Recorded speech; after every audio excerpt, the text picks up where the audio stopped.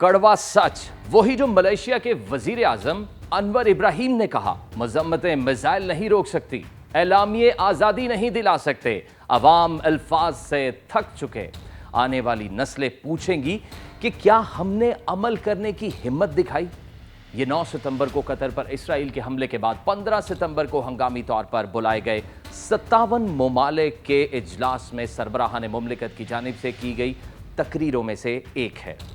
Qatar के साथ सब यकजहती का इजहार कर रहे हैं। एटमी पाकिस्तान तो इसराइल को मुंह तोड़ जवाब देने के लिए इशारे के इंतजार में है, मगर क्या इसराइल को नकेल डाली जा सकेगी? वो मुल्क जो 57 इस्लामी ममालिक के मुकाबले में है तो कुछ भी नहीं, मगर उसकी पुष्टपनाही अमरीका कर रहा है। वही अमरीका जो कतर की सिक्योरिटी का मुहाफिज भी, मगर तारीख का पुराना उसूल है, माइट इज राइट। ताकत ही सच है, ताकत ही हक है, और दुनिया की सियासत में ये उसूल आज भी जिंदा है। इसकी बेहतरीन मिसाल सेहूनी रियासत इसराइल है, जो फलस्तीनियों की जमीन पर नाजायज कायम हुई और अब 85% से ज्यादा रकबे पर काबिज है। छोटा सा ये मुल्क ताकत के नशे में मदहोश है। एटमी हथियार, जदीद तरीन तैयारे, मोसाद की इंटेलिजेंस और वाशिंगटन की बेमिसाल सरपरस्ती, यही ताकत इसराइल को वो जुर्रत देती है कि वो जब चाहे किसी भी मुल्क को निशाना बना ले। दूसरी तरफ हैं अरब और इस्लामी ममालिक, तेल की दौलत, महंगे तरीन हथियार, चमकते दमकते एयर बेसेस, लेकिन फैसला कुन लम्हे पर सब कुछ मगरिब और अमरीका की मंजूरी के मोहताज। यही इन्हिसार, सबसे बड़ी कमजोरी। ताज़ा तरीन मिसाल कतर की है। 1992 में अमरीका के साथ सिक्योरिटी कॉपरेशन एग्रीमेंट पर दस्तखत हुए। वादा यह था कि अमरीका कतर की हिफाजत करेगा। चुनांचे अमरीकी फौज दोहा आ गई, अल-अदीद एयरबेस बनी, हजारों फौजी, अरबों डॉलर के हथियार, लेकिन दिफा का कंट्रोल अमरीकी हाथों में। और फिर 9 सितंबर 2025 का दिन आया, इजरायली तैयारे आए, 15 जंगी जहाज, जदीद F-35 और F-16, हजारों किलोमीटर का सफर, अमरीकी और बरतानवी बेसिस से रीफ्यूलिंग, दोहा पर बमबारी, हमास की क़यादत को निशाना बनाया और बगैर किसी रुकावट के वापसी। अमरीकी रेडार्स ने कुछ नहीं देखा, या फिर ये सब पहले से तय था? इस वाक़े के फौरन बाद दुनिया की नजरें अमरीका पर जम गईं। वही अमरीका जिसने हमेशा अरब दुनिया को स्ट्रैटेजिक पार्टनर कहा, जिसने दिफाई मुआहदे किए, अरबों डॉलर के असलहे के सौदे किए और तहफ़्फ़ुज़ की जमानत दी। लेकिन जब इसराइल ने हमला किया तो वाशिंगटन की जबान बदल गई। अमरीका खामोश रहा, बल्कि पसे पर्दा इसराइल को मजीद असलहा और इंटेलिजेंस फराहम करता रहा। वाशिंगटन ने सबसे पहले तशवीश का इजहार किया।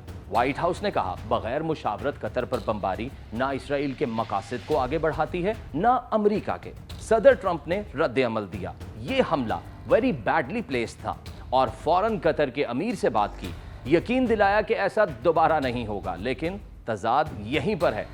एक तरफ अमरीका ने हमले को गलत करार दिया, मगर दूसरी तरफ यह भी कहा कि targeting Hamas leaders is a वर्दी गोल, यानी कतर की खुद मुख्तारी पर हमले की मजम्मत और साथ साथ इजरायली बयानिए की हिमायत। अक़वाम मुत्तहिदा में अमरीका ने भी एक बयान की हिमायत की।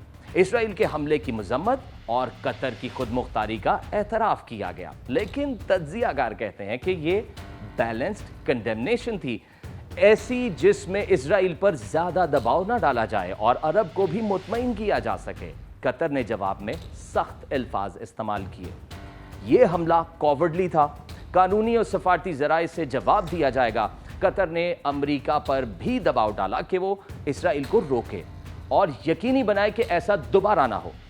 लेकिन यहां एक बड़ा सवाल खड़ा हुआ कि अमरीका क्या वाकई इसराइल को रोक सकता है, या फिर उसकी तारीख वही है जहां वो बज़ाहिर नाराजगी दिखाता है, मगर हकीकत में इसराइल की पुश्त पर खड़ा रहता है। आलमी तज्ज़ियागार कहते हैं ये हमला सिर्फ कतर या इसराइल का मसला नहीं, ये अमरीका की क्रेडिबिलिटी का भी इम्तिहान है, क्योंकि एक तरफ वो सालिसी का दावा करता है और दूसरी तरफ इसराइल के इक़दामात पर अमली रोकथाम नहीं लगाता।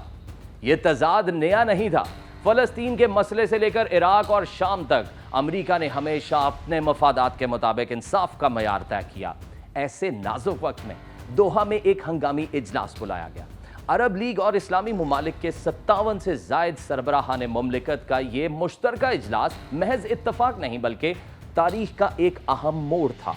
یہ اجلاس ایسے وقت میں ہوا جب ابراہم اکارڈز کو 5 سال مکمل ہوئے، وہی معاہدے جنہیں امن کا نام دیا گیا تھا لیکن مسلم دنیا کے دلوں میں گہرے زخم چھوڑے۔ قطر پر حملے کے بعد عرب رہنما ایک بار پھر جمع ہوئے تاکہ فیصلہ کریں کہ ماضی کی طرح صرف مذمتی قرارداد منظور کرنی ہے یا پھر عملی اقدامات بھی اٹھانے ہیں۔ اس اجلاس کی اہمیت اس لیے بھی تھی کہ اس بار حملہ کسی دور دراز سرزمین پر نہیں ہوا بلکہ ایک ایسے ملک پر ہوا جو خلیجی سلامتی کا مرکز سمجھا جاتا ہے۔ اسی لیے پاکستان کا موقف بالکل واضح رہا۔ وزیر خارجہ اسحاق ڈار کھل کر بولے، اسرائیل کو جنگی جرائم پر جواب دہ بنانا ہوگا۔ جب اسحاق ڈار سے اسرائیل کے پاکستان پر حملے کا سوال ہوا تو انہوں نے جواب دیا، ہم تیار ہیں۔ ہم نے مشترکہ سیکیورٹی فورس کا قیام کی عملی تجویز دی۔ ایٹمی طاقت پاکستان اپنا فرض ادا کرنے کے لیے بھی تیار ہے۔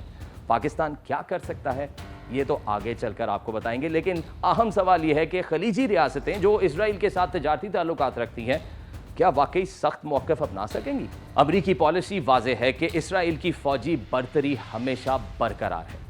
اسی برتری کے نشے میں اسرائیل کہتا ہے ہم جب چاہیں جہاں چاہیں حملہ کریں گے، اور عرب دنیا ان کے پاس سب کچھ ہے، دولت، اسلحہ، ایئر بیسز، لیکن طاقت کا مطلب صرف ہتھیار نہیں بلکہ ارادہ بھی ہے، اور ارادے کے بغیر مائٹ از رائٹ کے اصول میں جیت ہمیشہ طاقتور کی ہی ہوتی ہے۔ اسلامی ممالک بالخصوص عرب دنیا کے سب سے اہم جغرافیائی پوزیشن رکھتے ہیں۔ سوئس کینال، اسٹریٹ آف ہارموز اور باب المندب جیسے چوک پوائنٹ سے گزرنے والا تجارتی راستہ پوری دنیا کی معیشت کو چلاتا ہے۔ عسکری اعتبار سے بھی عرب ممالک کے پاس اربوں ڈالر کے جدید ہتھیار ہیں۔ سعودی عرب کے پاس F-15 اور یورو فائٹر جیٹس کا بیڑا ہے۔ UAE نے رافیل اور F-35 جیسے جدید طیاروں کے سودے کیے۔ قطر نے ایڈوانسڈ ایئر ڈیفنس سسٹم خریدے۔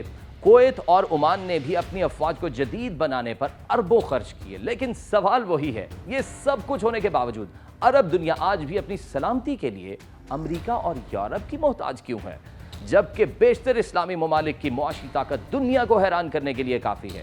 اسلامی ممالک کے پاس دنیا کے تیل کے 70% سے زائد اور گیس کے 50% سے زائد ذخائر موجود ہیں۔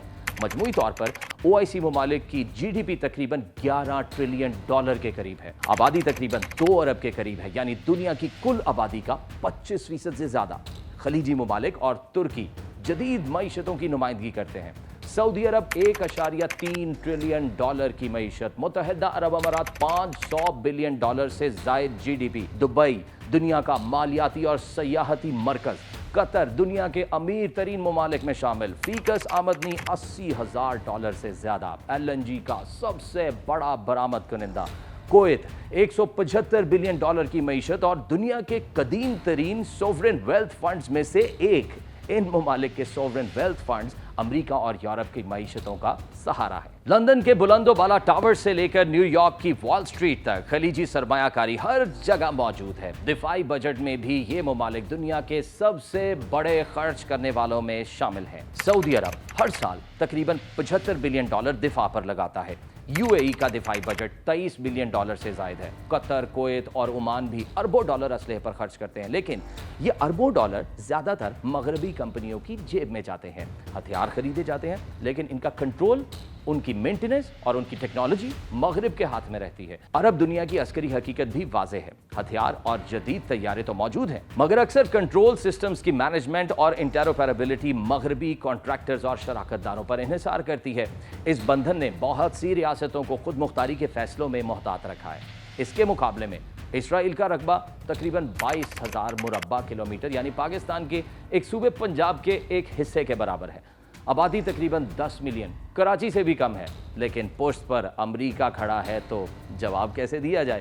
ایسے میں ایک ملک کے نام پر سب کی نظریں ٹھہر جاتی ہیں، وہ پاکستان ہے۔ پاکستان جس نے دہشت گردی کے خلاف سب سے بڑی جنگ لڑی، جس کے پاس دنیا کی 6ٹھی سب سے بڑی فوج ہے اور جس کے پاس ایٹمی صلاحیت ہے جو پاکستان کو مسلم دنیا میں ایک منفرد عسکری حیثیت دیتی ہے۔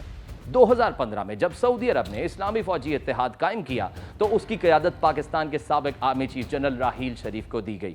یہ فیصلہ محض ایک عہدہ نہیں تھا، اس بات کا اعتراف تھا کہ مسلم دنیا کی عسکری قیادت اور تجربہ پاکستان کے بغیر مکمل نہیں ہو سکتا۔ پاکستان کا کردار یہ ظاہر کرتا ہے کہ جہاں عرب دنیا کے پاس دولت ہے، वहां पाकिस्तान के पास तजर्बा और अस्करी महारत है। अगर ये दोनों ताकतें एक दूसरे के साथ जुड़ जाएं तो दुनिया में ताकत का तवाज़ुन बदल सकता है। अब सवाल यह है कि 9 सितंबर का वाकया और उसके फौरन बाद बुलाए गए अरब और इस्लामी इजलास ने किस मंजरनामे को पैदा किया? क्या खलीजी दौलत की मालिक रियासतें, जिनके बैनुल अक़वामी मफादात गहरे हैं, आने वाले वक्त में किसी बड़े सियासी फैसले की कीमत बर्दाश्त करेंगी?